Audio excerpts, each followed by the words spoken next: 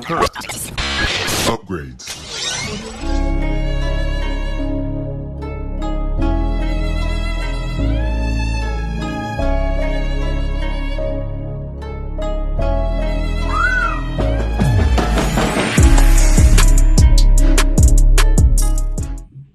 Hey, it's Jorge from TeamJVS giving you a quick exclusive of the movie Inside that's premiering this Friday.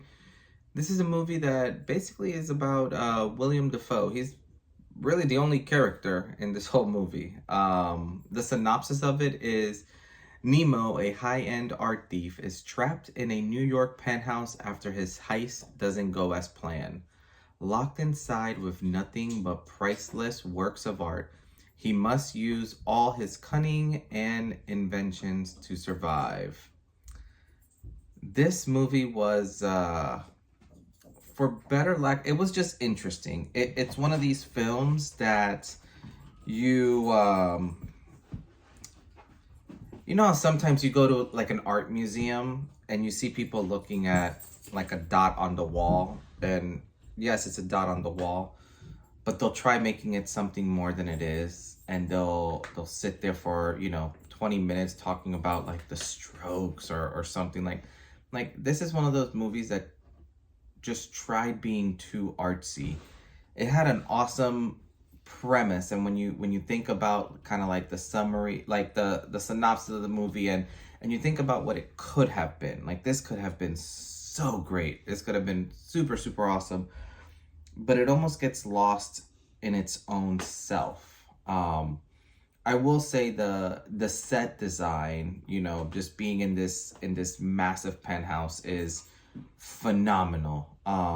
In terms of some of the art pieces that they have there and the way that this whole place is set up, this penthouse, it's spectacular. It's beautiful. But when you kind of start going into like the movie itself, like the sound was good, the sound mixing, I really appreciated that.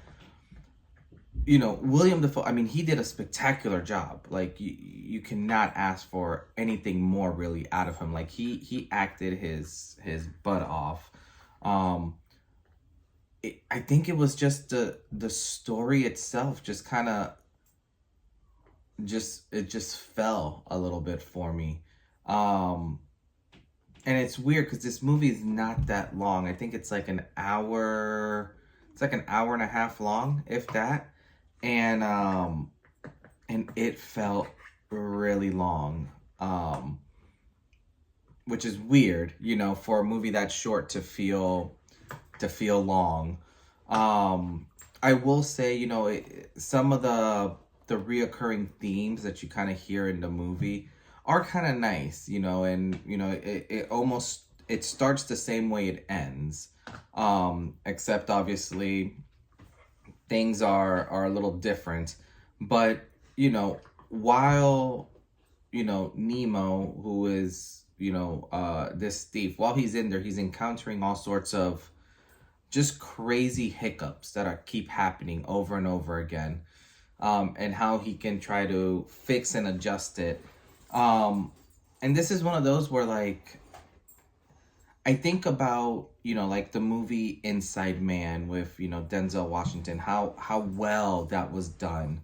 I think about, movies like that of like, these heists that happen, and how they could have done stuff a little bit differently.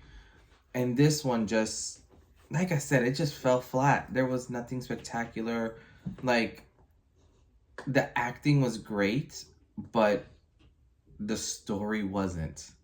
And that's such a shame, because you rather almost have bad acting and a great story than the other way around. Overall, I mean, I'll probably rate this movie, if you like modern art and stuff like that, just for the visual effect of it, I'll throw this movie like a 3 out of 10. It was not enjoyable. It was neat, in the first half, kind of seeing him kind of figure his way through this apartment.